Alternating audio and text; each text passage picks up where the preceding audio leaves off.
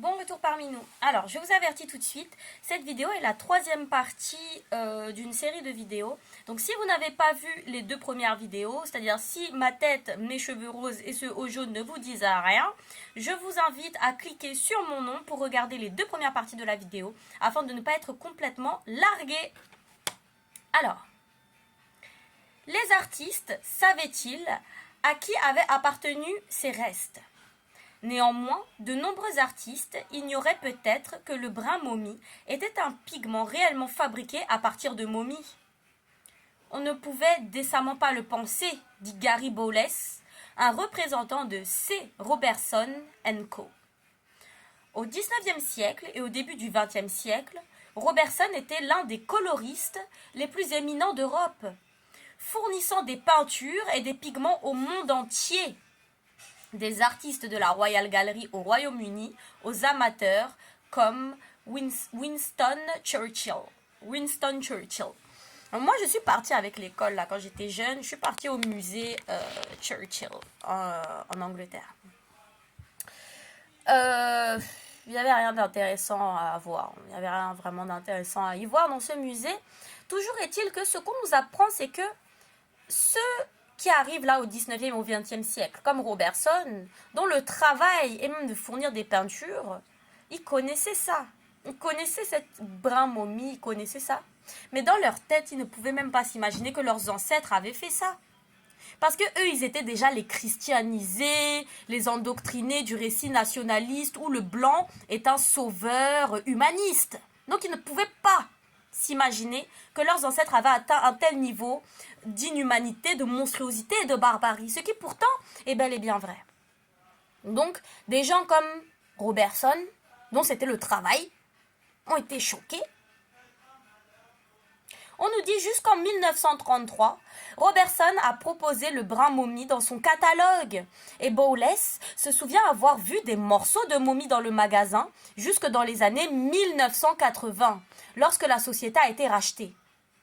Il n'y a plus de brin de momie ici, confirme-t-il. C'est-à-dire que le mec, lui-même, il dit qu'il a vu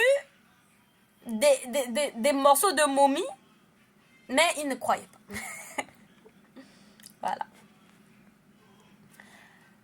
Anecdote confirmant le mystère qui entourait alors ce brun momie. L'écrivain Rudyard Kipling décrit une journée dans les années 1860 passée avec deux peintres pré-raphaélites. Edward Burne-Jones, l'oncle de Kipling, et Lawrence Alma Tadema. Après qu'Alma Tadema a informé son collège que le brun momie était bien fait à partir de momies, Burne-Jones, horrifié, a récupéré son tube de peinture et l'a enterré dans la cour. Il est descendu en plein jour avec un tube de brun momie à la main, disant qu'il avait découvert qu'il était fait de pharaon mort. Pharaon mort est ici écrit au pluriel. Et que nous devions l'enterrer en conséquence, se souvient Kipling. Donc, un monsieur comme Edward Burne-Jones, quand il a su quel était son tube de peinture, là, il est parti l'enterrer. Parce qu'il a eu honte et il a été horrifié. Est-ce que vous comprenez un peu? Je demande alors, les gens du musée du Louvre vont-ils préférer rendre aux Africains les dépouilles de leurs ancêtres et leurs biens sous toutes leurs formes, y compris broyés et mis en peinture dans leurs tableaux les plus moches, ou vont-ils préférer les enterrer eux-mêmes dans leur jardin?